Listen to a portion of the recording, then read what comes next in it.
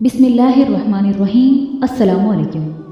ज़रूरत से ज़्यादा सामान का क्या मतलब है? जैसे आपके पास एक घर है और एक ही गाड़ी है और घर की हर चीज़ ऐसी है जिसको आप रोज़ाना इस्तेमाल करते हैं और आपकी ज़रूरत से ज़्यादा इनमें कोई चीज़ नहीं है तो आप पर कुर्बानी वाजिब नहीं है। लेकिन अगर आपके दो घर हैं, एक में आप रहते हैं और एक किराए पर उठा दिया है, तो जो किराए पर दिया है ये आपके निसाब में जोड़ा जाएगा और कुर्बानी वाजिब हो जाएगी, क्योंकि ये घर आपकी ज़रूरत से ज़्यादा है।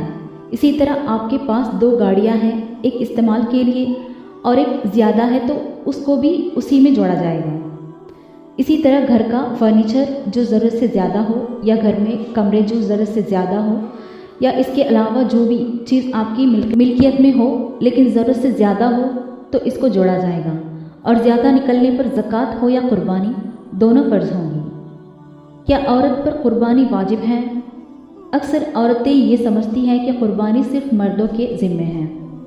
ऐसा नहीं, बल्कि अगर औरत के पास इतना माल है जो निसाब के लिमिट को पहुंच रहा है तो औरत को भी कुर्बानी करनी होगी। जैसे उसके पास इतना सोना या चांदी रखा हुआ है जो 52.5 तोला चांदी की कीमत से ज़्यादा है, तो उस पर जैसे ज़कात वाजिब हुई थी वैसे ही कुर्बानी भी वाजिब होगी। हाँ, अगर उसका शौहर उसकी तरफ से कुर्बानी करा दे तो भी दुरुस्त है।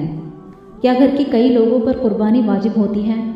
हाँ, क्यों नहीं। यानी घर में कई लोग कमाने वाले हैं और 52.5 तोला चांदी की कीमत की मालियत उन सब के पास है तो कुर्बानी करनी होगी। इस्लाम ने कुर्बानी वाजिब होने की जो मालियत तय की है वो जिसके पास हो उस पर कुर्बानी वाजिब है। ज़कात और कुर्बानी के वाजिब होने में क्या फ़र्क है? हाँ, ये बात ज़रूर समझ ले कि जैसे कल से कुर्बानी के दिन शुरू हो रहे हैं और आज ही मेरे पास इतने पैसे आए हैं, मैं साहिब निसाब हो गया, यानी इतना पैसा आ गया कि मैं 52.5 तोला चांदी खरीद सकता हूँ, तो कुर्बानी मुझे करनी पड़ेगी।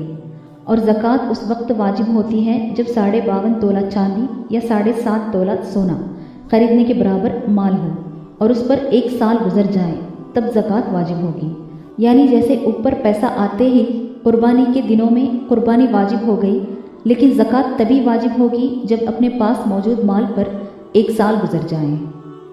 जज़ाकल्लाहु खैर।